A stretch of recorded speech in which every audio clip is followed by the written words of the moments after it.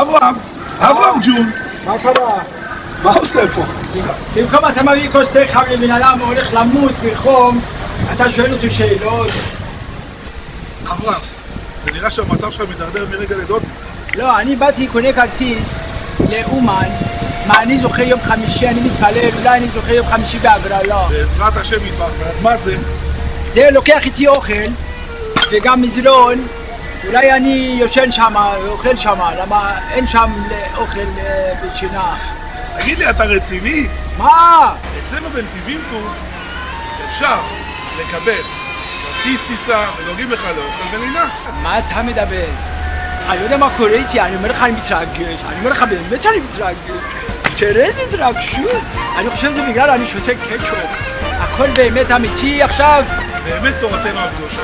תגיד לי, אז אני לא צריך כל זה מה פה? לא צריך. אני בא איתך עכשיו קונה כרטיס. תחזיק זה. אברהם, אתה הנושא הכי טוב שלך.